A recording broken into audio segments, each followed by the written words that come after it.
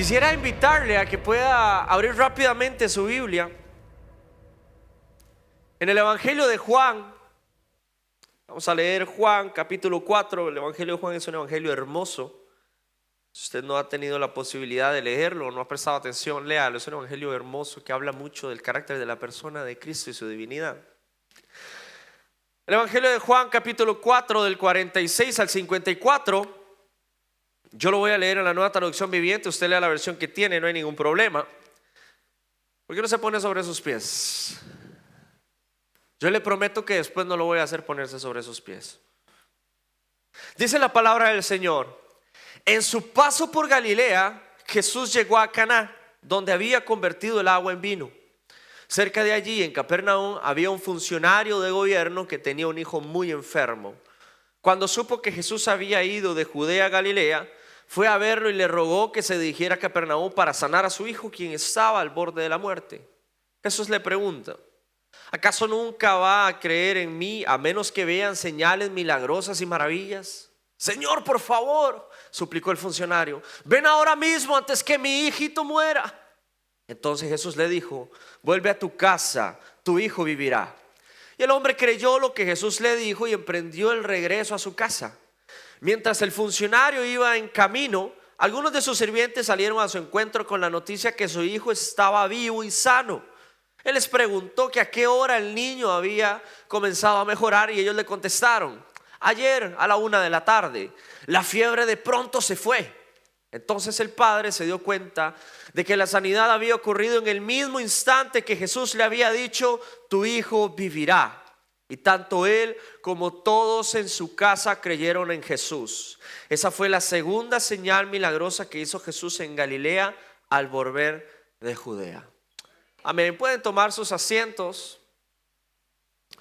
Y ahí bien sentaditos y cómodos, vamos a orar y le vamos a pedir al Señor que pueda hablarnos esta tarde a través de su palabra. Amén. Señor, te damos gracias, Dios, porque así como podemos deleitarnos a través de las alabanzas y podemos alabarte, podemos abrir nuestro corazón, Señor. También, Padre, podemos deleitarnos en el alimento de tu palabra. Te rogamos, oh Señor, que seas tú hablándonos, que sea tu palabra a través de tu siervo predicada en este lugar, que no sea sabiduría humana, Señor, que no sean mis pensamientos, sino que seas tú redarguyéndome primeramente, pero también, Señor, a cada uno de los que estamos acá presentes, de manera que podamos glorificarnos, Señor, en las cosas que tú hiciste, en las cosas que estás haciendo, en las cosas que tú harás en medio de tu iglesia. En tu nombre, Señor Jesucristo, te damos infinitas gracias, Padre. Amén y amén. Estamos en este punto, al puro final de este capítulo de este Evangelio de Juan. El apóstol Juan nos presenta el segundo de 7 milagros que redacta en su carta. Eso no significa que Jesús no haya hecho más milagros. Jesús hizo muchísimos otros. Sin embargo, el apóstol Juan ha decidido simplemente nombrar 7 milagros, porque para él esos 7 milagros eran claves para mostrar la divinidad de Jesús. Es importante destacar de que Juan utiliza la palabra señal para referirse a los milagros que Jesús realiza. En este caso utiliza la palabra semeión, que denota una acción sobrenatural. Es decir, para Juan, los 7 milagros que él seleccionó de los que hizo Jesús eran precisamente eso, eran señales que confirmaban la divinidad de Jesús. Ahora, al principio de este capítulo, unos versículos anteriores, vemos de que Jesús sale de Judá con destino a Galilea porque estaba siendo perseguido, estaba siendo acechado por los fariseos, que comenzaban a señalarle que él bautizaba más que lo que hacía Juan el Bautista. Y Jesús sale, pasa por Sicar, una ciudad de Samaria, donde se desarrollan algunos acontecimientos. Dice Juan del 1 al 4: cuando pues el Señor entendió que los fariseos habían oído decir: Jesús bautiza más discípulos que Juan, aunque Jesús no bautizaba sino sus discípulos, Salió de Judea y se fue otra vez a Galilea, y le era necesario pasar por Samaria. Ahora, volviendo al versículo o a la parte que leímos antes, Jesús le habla a este hombre y le dice: ¿acaso no van a creer en mí, a no ser que vean señales milagrosas y maravillas? Pero algo importante es que podemos ver que cuando habla de los samaritanos, dice que ellos creyeron por su palabra y no por las señales que veían. En este caso, suele suceder en la iglesia cuando muchas veces nosotros venimos a este lugar y creemos por lo que nosotros vemos. Venimos buscando señales, venimos buscando milagros. No venimos creyendo lo que la palabra de Dios nos habla, creyendo lo que Él dice, sino que venimos buscando algo más. Dice la palabra que Jesús vuelve a Caná de Galilea, donde había convertido el agua en vino. Ese fue el primero de los relatos que Juan relata, valga la redundancia, la primer señal que hace. Y después nos encontramos en este punto. La Biblia nos habla de un funcionario real cuyo hijo estaba enfermo en Capernaum. Cuando este hombre se entera de que Jesús había llegado de Judea a Galilea, toma la decisión de ir a su encuentro para rogarle que Jesús pueda sanar a su hijo, pues estaba a punto de morir. Yo me pongo en el lugar de este padre y yo creo que muchos de nosotros haríamos lo mismo si supiéramos que nuestro hijo está enfermo, a punto de muerte. Tomaríamos la decisión de salir y buscar a Jesús. Sabemos muy poco de este hombre. Dice que era un oficial del rey. Probablemente tenía un cierto rango en la corte de Herodes de Antipas. Probablemente tenía personas a su cargo que podían salir y buscar directamente a Jesús, dándole la orden. Sin embargo, él decide ser él mismo quien va a ir al encuentro con Jesús. De Capernaum a Canaán hay aproximadamente entre 25 y 32 kilómetros. Es una distancia bastante considerable que él decide correr para ir en búsqueda de Jesús. Él no se toma mucho tiempo para tomar esta decisión, y le recuerdo nuevamente, uno como padre toma decisiones apresuradas sabiendo que el bienestar de nuestro hijo se encuentra en juego. No sabemos la enfermedad del muchacho, no sabemos la edad. Se piensa que era un chico joven, pero no sabemos la edad que el muchacho tenía. Pero sí sabemos que estaba enfermo de muerte. Para este padre salir podía significar muchas cosas. Podía salir a buscar a Jesús, y en el momento de su salida podía significar de que su hijo muriese sin que él estuviese ahí. Él extiende la invitación a Jesús para que vaya con él a Capernaum, corriendo el riesgo que Jesús le dijera que no y le tocara regresar y ver a su hijo muerto. Nuevamente él podía enviar a alguien y podía haberse quedado al lado de su hijo, acompañándolo, esperando pasiblemente. Sin embargo, él decide ir él mismo y encontrarse con Jesús. Yo creo que esto nos da una cierta luz de que este hombre creía que Jesús podía hacerlo, creía que Jesús tenía el poder y la capacidad para hacerlo. Ahora, no sabemos qué tanto conocía del Señor, qué tanto había llegado a sus oídos. No sabemos qué tanto creía en Él. Pero lo que sí sabemos es que para este hombre, a este punto, esa iba a ser la única solución para salvar a su hijo. Muchos de nosotros, cuando nos encontramos en situaciones extremas, son esas situaciones extremas las que funcionan como detonante para que nosotros salgamos del letargo en el que nos encontramos. Son esas situaciones difíciles las que nos impulsan al salir al encuentro con Jesús. Son esas situaciones urgentes las que hace que nosotros nos movamos. Y es que, seamos honestos, venimos cada domingo y escuchamos de la palabra de Dios, y venimos cada martes y vamos a cada reunión. Nos volvemos oidores de la palabra, y probablemente como este hombre, que quizás escuchó ecos de todos los milagros, de las señales que Jesús había hecho, mas sin embargo en la situación urgente en la que él estaba, donde su hijo estaba a punto de morir, para él se había convertido su prioridad salir al encuentro para Jesús. Ahora él invita a Jesús a que vaya por favor y pueda sanar a su hijo. Y Jesús lo primero que hace es confrontar la petición que este hombre hace de manera insistente y desesperada. Hay dos cosas que Jesús remarca.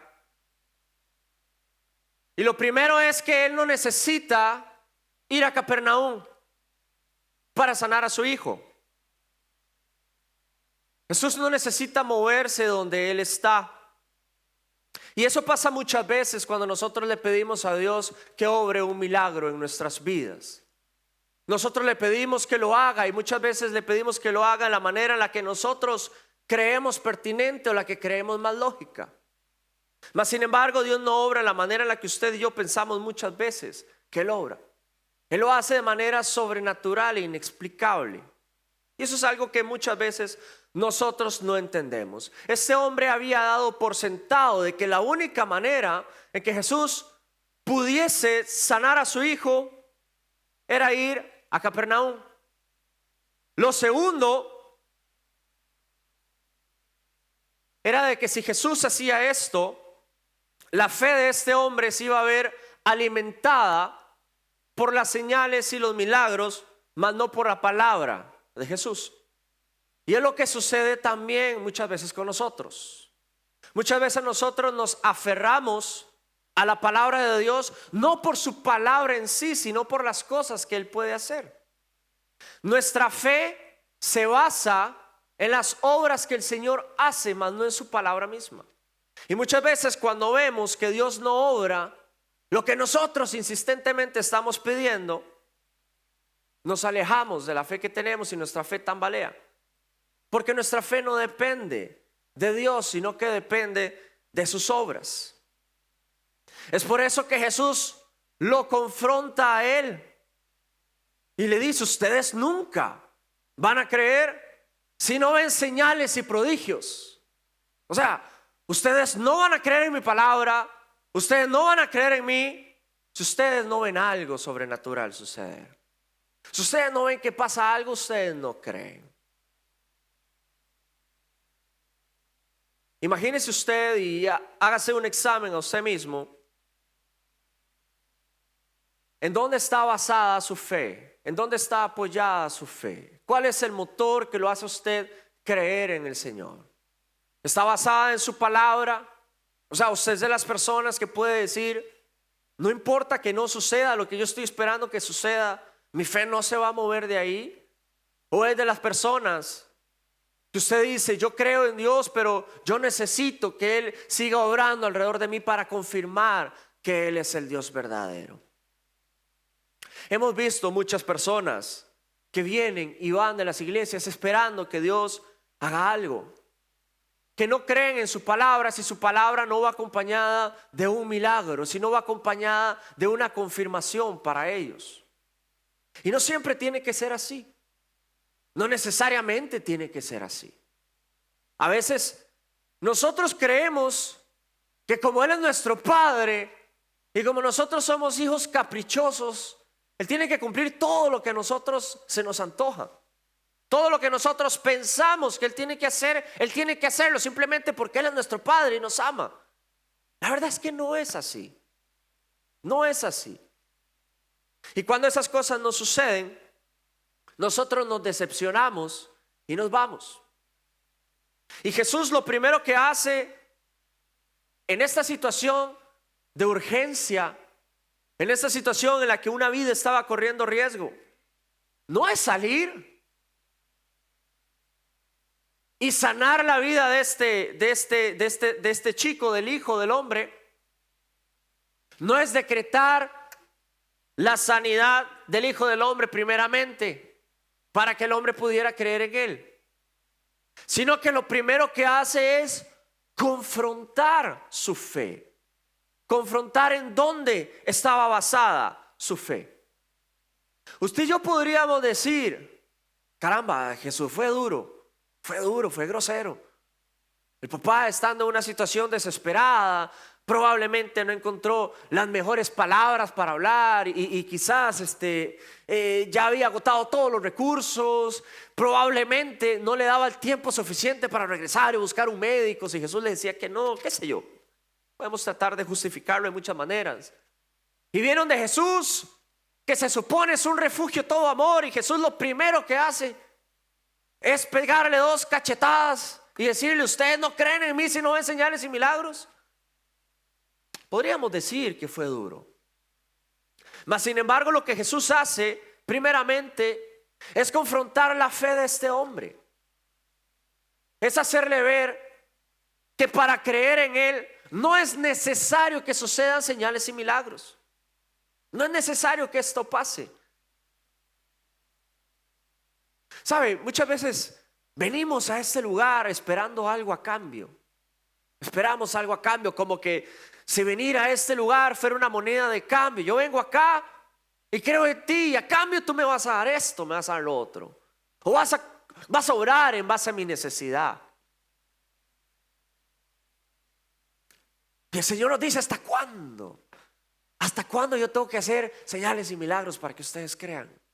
¿Es que es necesario que yo obre señales y milagros para que ustedes crean en mí?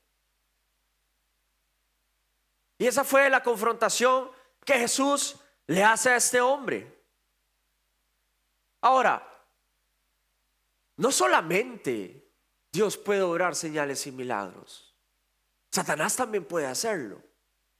La palabra nos dice en 2 Tesalonicenses 2:9: el malvado vendrá por obra de Satanás con toda clase de milagros, señales y prodigios falsos.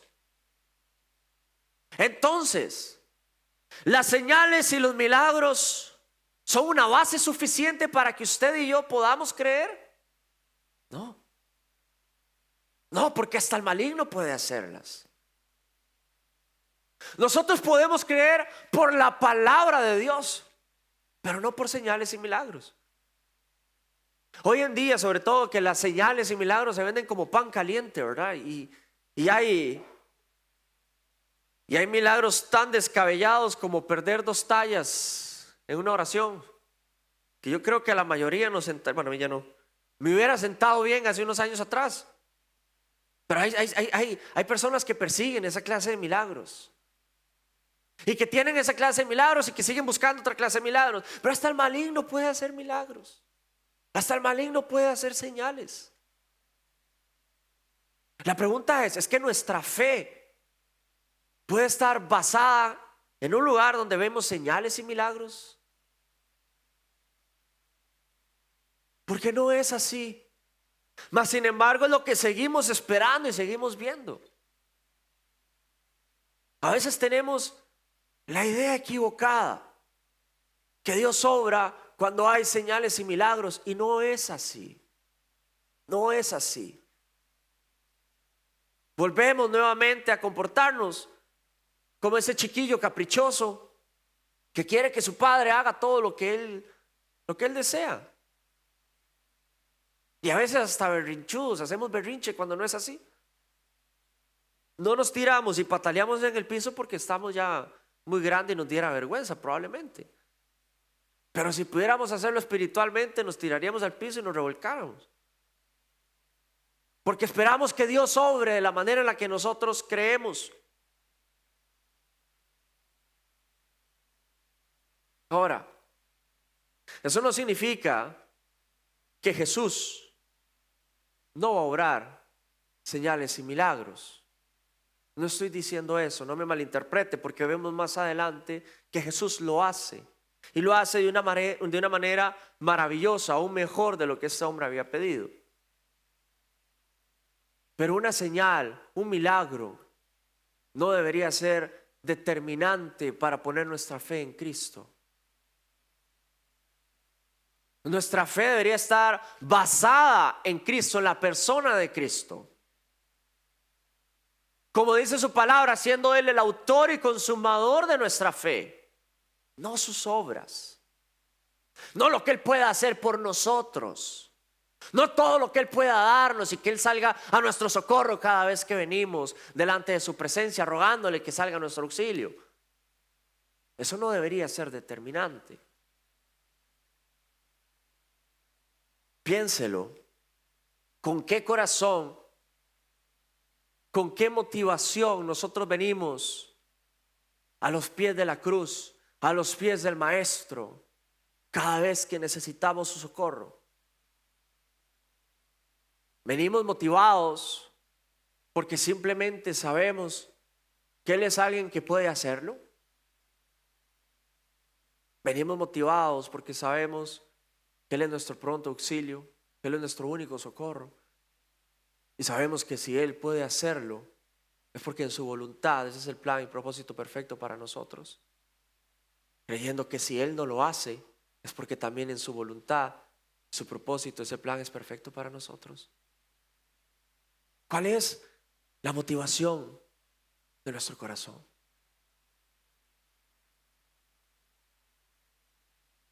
El mismo libro de Juan 14:11 dice: créanme cuando digo que yo estoy en el Padre y que el Padre está en mí, o al menos créanme por las obras mismas.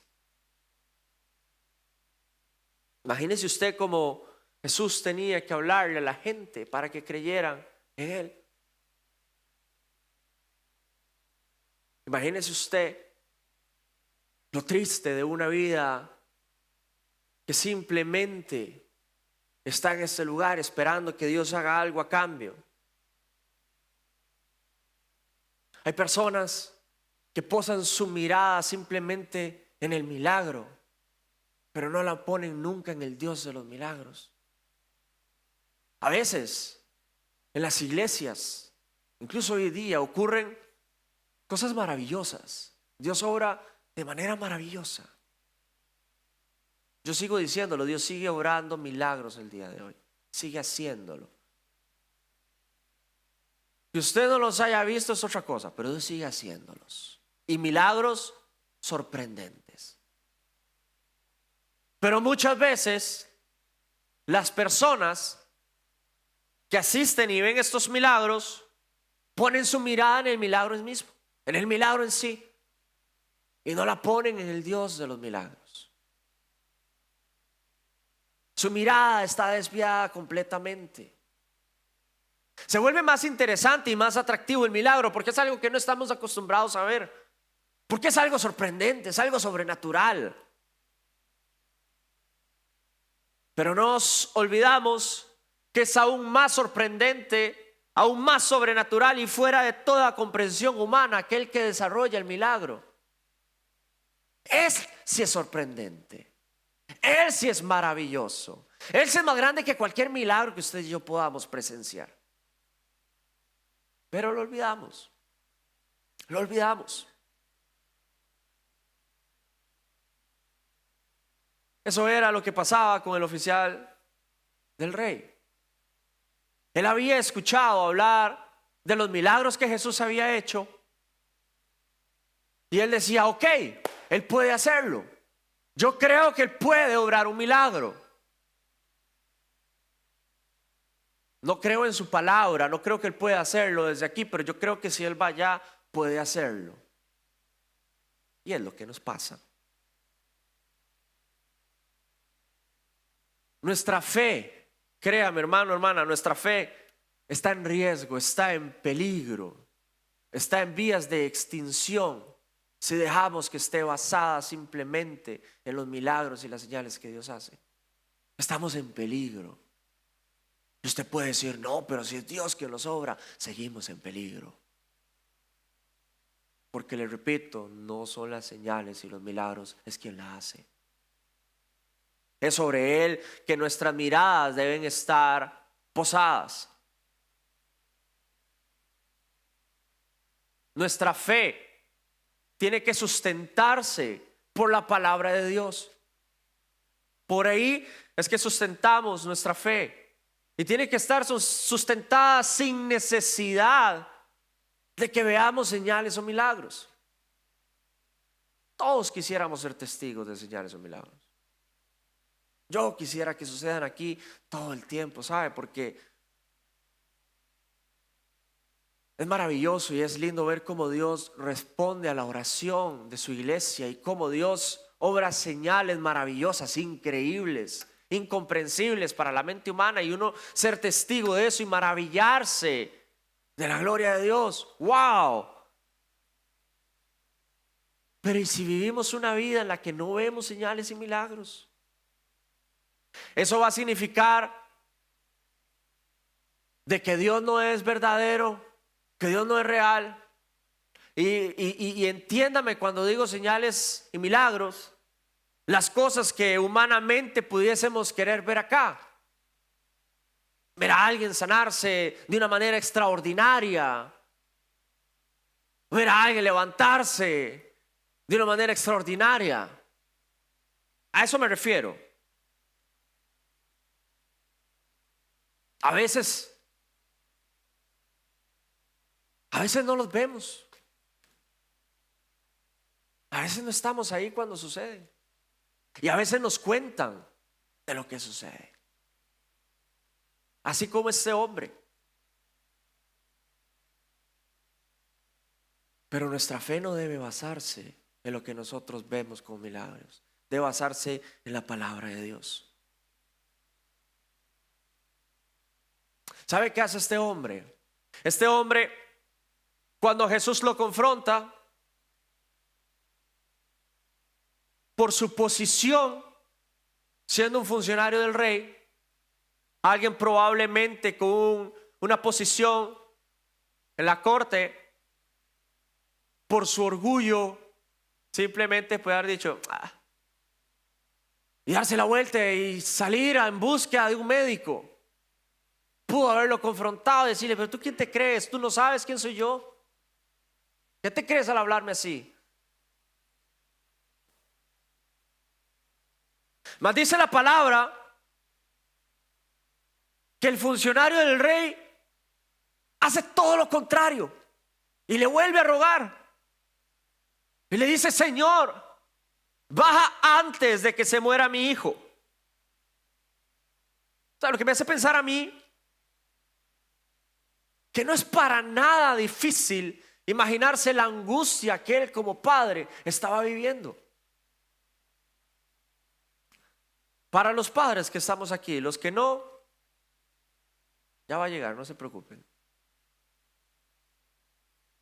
Sabemos que una simple fiebre ya nos angustia, ya nos descoloca, porque no nos gusta ver sufrir a nuestros hijos. Nos duele cuando están mal.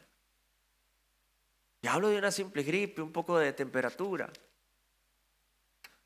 Cuando uno los ve con los ojitos rojos, cuando uno los ve caídos, nos duele el corazón, nos quiebra. Porque solemos verlos activos, verlos felices, verlos llenando de vida la casa. Y de repente verlos en un rincón, sin ganas, sin ánimos, nos duele. Imagínense la angustia de saber que nuestro hijo o nuestra hija está enfermo de muerte, que en cualquier momento va a partir. Y este hombre, con la posición que tenía, con el poder que tenía, probablemente con el dinero que tenía, no tenía la capacidad de cambiar lo que a su hijo le acontecía. Lo que nos muestra que las posiciones, el dinero,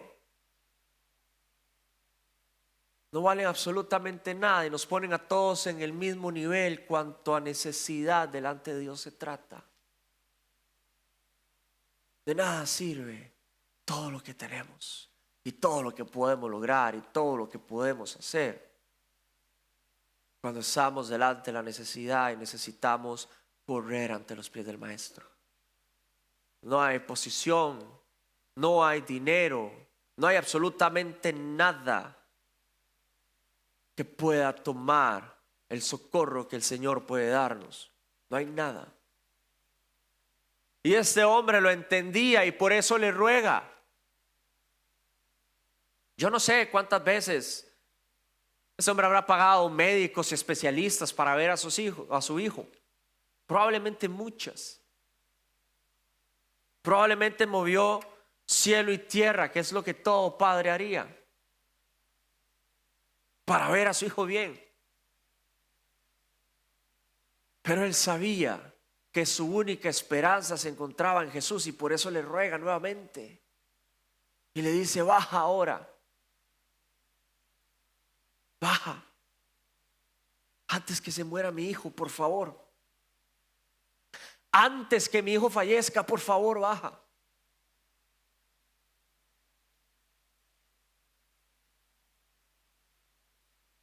Aquí sucede algo interesante y es que Jesús le dice a él: vuelve a casa que tu hijo vive. Y digo interesante porque hablando de creer en lo que vemos, este hombre podía haberle dicho: no, tú te vienes conmigo, vamos a ver los dos. Este hombre podía haber cuestionado la autoridad de Jesús y le podía haber dicho: y solamente eso vas a decir, no vas a hacer algo más, no piensas hacer algún otro procedimiento, unas cuantas repeticiones, o sea, no sé, algo un poco más sustentoso que simplemente decir que mi hijo vive. No piensas venir, no, acercarte unos cuantos metros. No, dice la palabra que el hombre creyó en lo que Jesús dijo y se fue.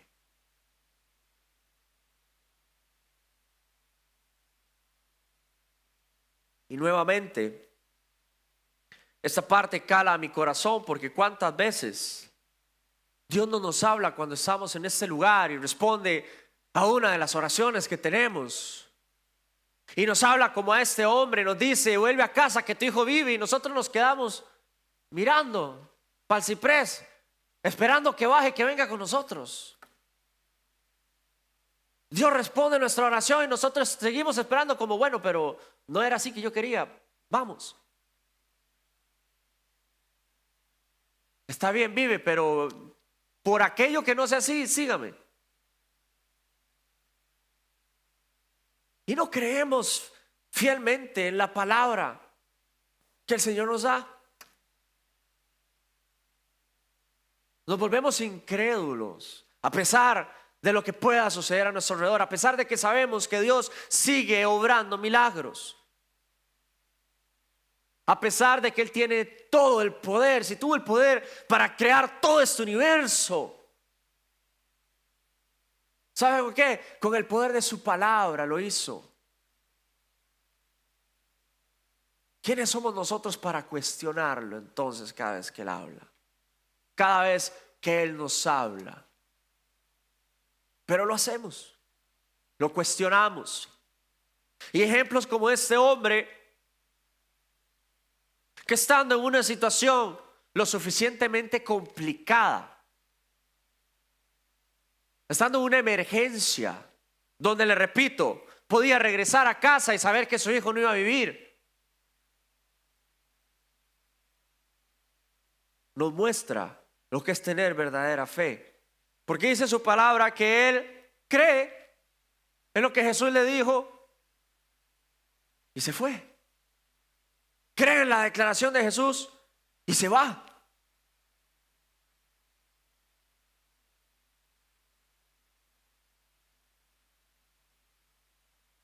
Hay una cita que dice: si nuestro Señor hubiera ido con él como él deseaba, su incredulidad no hubiera sido removida por completo, porque hubiera seguido pensando que su poder no podía llegar de Canaán a Capernaum para poder destruir la incredulidad al instante y llevarlo a la plenitud de la fe en su poder supremo.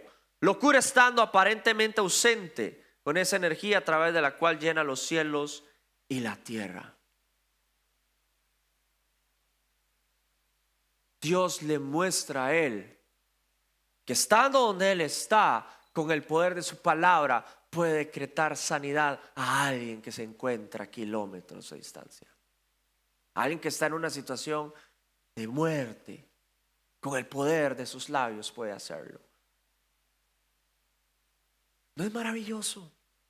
¿No es algo asombroso? ¿No trabaja y golpea eso directamente la fe de este hombre y lo hace reflexionar y lo hace ver?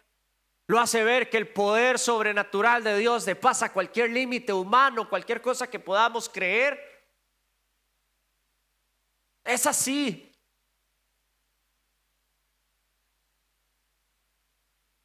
¿Sabe? Muchas de las cosas que nosotros vivimos y pasamos día con día, lo que hacen es poner a prueba nuestra fe. Ponen a prueba en lo que usted cree, o mejor dicho, en quien usted cree. ¿En dónde recurre usted primeramente? ¿Y cómo recurre usted? ¿Y cómo espera usted que Dios sobre? ¿Y cómo reacciona usted cuando Dios obra? Es todo un proceso que el Señor hace, pero siempre lo hace a través de su palabra. Siempre lo hace a través de su palabra. Lo dije antes, Jesús no le dice: bueno, ¿sabe qué?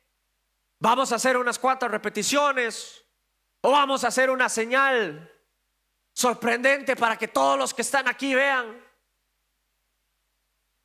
Jesús no apela a los sentimientos de este hombre. Tú lo amas, ¿verdad? Viniste a mí porque sabías que yo puedo. A ver, ruégame. No apela a los sentimientos de este hombre tampoco. Jesús no manipula la situación. Simplemente habla. Y cuando Dios habla, el universo obedece. Y Él simplemente dice: ve, tu hijo está sano. Eso fue todo. Eso fue todo. Jesús no hace un milagro que se puede ver dramatizado, como esperamos o como se ve hoy en día. A mí me gusta ponerle luces a todo, y yo creo que los chicos lo saben. Me gusta ponerle luces y poner efectos y poner todo. A mí me encanta, creo que sea bonito. Pero hoy en día como que se exagera un poco también, ¿verdad? Y se mueven tanto las emociones de las personas para apoyar algo que en sí es verdadero y tiene poder suficiente para mover la simiente de cualquier persona. No se necesita más que la palabra de Dios para mover hasta lo más profundo de nuestro ser. No se necesita. ¿Qué mayor ejemplo que este milagro sorprendente de todos los milagros que el Señor hizo? Uno de los 7 que Juan retoma porque ve que es uno de los milagros que muestran la divinidad de Cristo. Un milagro tan sorprendente que no necesita más que decirle: vuelve a casa que tu hijo vive. No se necesitó más que eso. No hubo más que eso. Algo tan simple como eso. Y este hombre creyó en la palabra que Jesús le dijo. Vean cómo cambia la cosa. En principio la fe de este hombre estaba sustentada en lo que Jesús podía hacer. Porque era algo que le habían contado, era algo que le habían dicho, era algo que se comentaba por todo lado. Todo el mundo sabía que Jesús venía y sabían quién era Jesús por todo lo que hacía. Pero este hombre viene, se encuentra con Jesús, Escucha la palabra de Jesús. Y ahora su fe ya no estaba sustentada en las obras que él podía hacer, estaba sustentada en la palabra que Jesús le había dado. ¿Qué cambio? Cuando nosotros venimos directamente a los pies de nuestro Padre y el Señor nos habla directamente. Porque ya no necesitamos ver señales y milagros. Ahora nuestra fe se basa en la palabra de Dios y no en nada más. No se basa en nada más. ¿Sabe qué dice Romanos 10:17? Dice: así que la fe es por el oír, y el oír por la palabra de Dios. Nuestra fe no se necesita sustentar por los milagros que el Señor pueda hacer, por las obras que se puedan hacer. No es necesario. La palabra de Dios es suficiente. Es suficiente para sustentar nuestra fe, para mantener nuestra fe, para alimentar nuestra fe. Eso es todo lo que necesitamos. La pregunta es: ¿en qué está sustentada nuestra fe el día de hoy? Porque una cosa es que la palabra de Dios sea suficiente, y otra cosa es que para nosotros de Dios la palabra de Dios sea suficiente, que no es lo mismo. Porque de repente nosotros necesitamos un poquito más que la palabra de Dios. De repente nuestra incredulidad necesita acompañar el ve que tu hijo vive con un vamos y veamos, con un ven, te acompaño para que veas que tu hijo viva, con un déjame termino aquí y vamos los dos.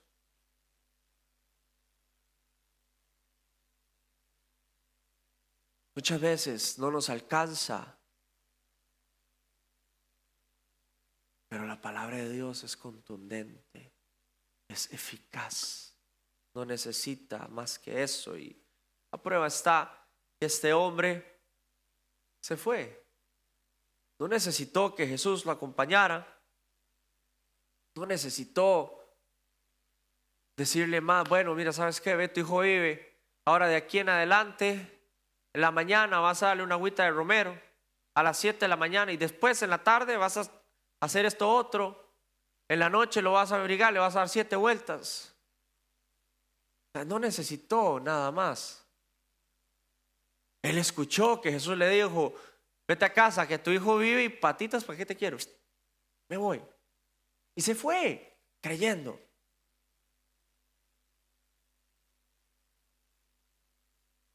Avanzando, dice que cuando se dirigía a su casa, sus siervos salieron a su encuentro y le dieron la noticia que su hijo estaba vivo.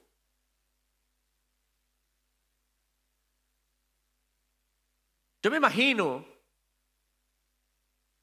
que de su regreso a casa, muchos pensamientos tuvieron que haber pasado por su cabeza. Acordemos que estamos hablando de un hombre. ¿Y si será cierto? ¿Y si no? ¿Y si se sanó, pero de cambio se vuelve a enfermar? ¿Y si algo sucede? Probablemente muchos pensamientos pasaron ahí. Pero ¿sabe qué es interesante en todo esto? Que el tiempo que él se toma de regreso a casa no es el mismo tiempo que se tomó de camino hacia Jesús. No dura lo mismo. No dura para nada. Imagínense que él le pregunta a sus siervos: ¿cuándo fue que mi hijo comenzó a sentirse mejor? ¿Cuándo fue que ustedes lo vieron? Y los siervos le responden: ayer, como a la 1 de la tarde. Había pasado tiempo suficiente como para demostrar que el hombre, después de que había hablado con Jesús, su confianza era plena, que regresó con total tranquilidad a casa. No salió corriendo a ver el milagro, a ver lo que había sucedido, o no salió para ver si era cierto que había habido un milagro. Fue tal la confianza y la fe que él tenía en el Señor que regresó tranquilo.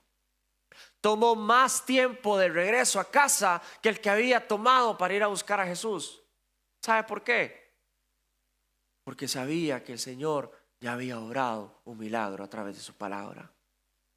No necesitó más que eso. No necesitó salir corriendo para poderse asegurar que sí lo había hecho.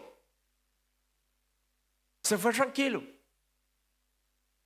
El Señor le dijo: vete a tu casa, tu hijo vive. Ah, bueno. Y se fue tranquilo él para su casa. Porque iba confiado. Iba confiado. ¿Cuántas veces nos falta confianza a nosotros? Cuando Dios nos habla, cuando estamos esperando que el Señor nos hable en un área específica de nuestra vida y el Señor responde a nuestra oración, y sin embargo seguimos actuando como desconfiados.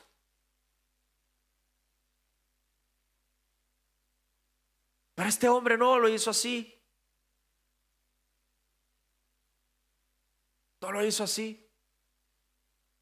Él regresó confiado, sabiendo que Jesús tenía el poder para sanar a través de su palabra. No lo sabía porque se lo habían contado. Lo sabía por lo que él había visto en una conversación tan corta con Jesús, que le fue más que suficiente para creer en lo que él había dicho. No solamente eso, sino que una vez que sus criados le dicen que alrededor de la 1 de la tarde su hijo había sanado, dice la palabra que él se detiene a pensar y se da cuenta que fue justamente en ese momento, fue en la misma hora en la que Jesús había dado su palabra. Wow. Es que, hermanos, esto no deja de ser un milagro sorprendente. Sorprendente por la simplicidad que hay en él. Es tan simple, pero a la vez tan sobrenatural, que no deja de ser sorprendente. No fue como ese milagro en el que convirtió el agua en vino, donde todo el mundo la pudo ver, donde la pudieron probar todos y saber que ese había sido el mejor vino que se había servido en esa boda. No. Pero ¿sabe que ese milagro fue tan simple, tan sobrenatural y contundente, que la palabra dice que no solamente ese hombre creyó, sino que creyó toda su casa? ¿Se imagina qué tanto trascendió ese milagro? Al punto de que no solamente él creyera, sino que también creyera toda su casa. ¡Wow!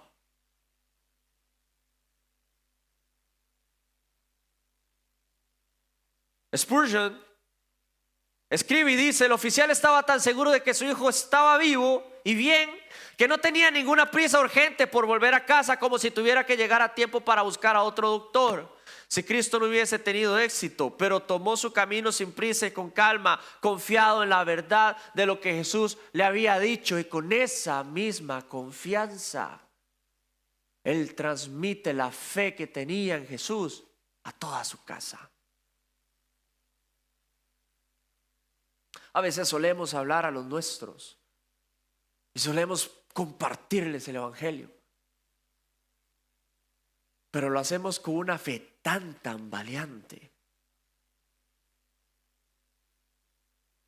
tan movible, tan basada en emociones o basada en señales y milagros, que no llegamos a ser contundentes. Pero cuando nosotros basamos nuestra fe en el Hijo de Dios sin esperar que suceda nada, entonces es cuando sucede todo.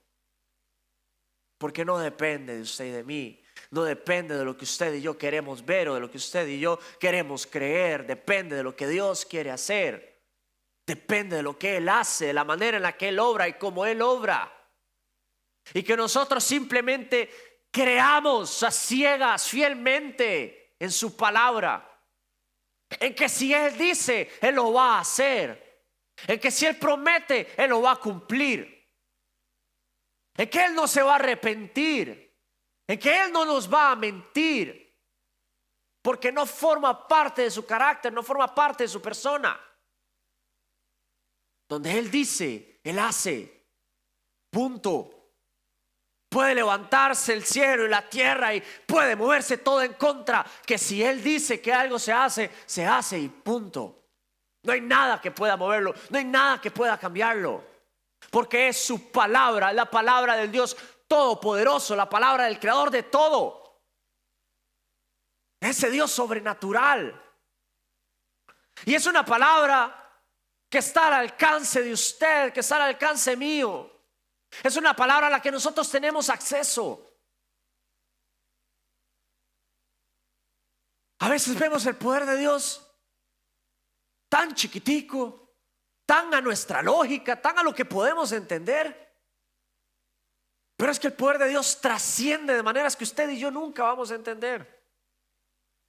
Hermano, no nos alcanza el cerebro para pensar todo el poder de Dios. No nos alcanza. Ni la persona con el coeficiente más elevado tiene la capacidad para entender el poder de Dios. Nadie lo tiene.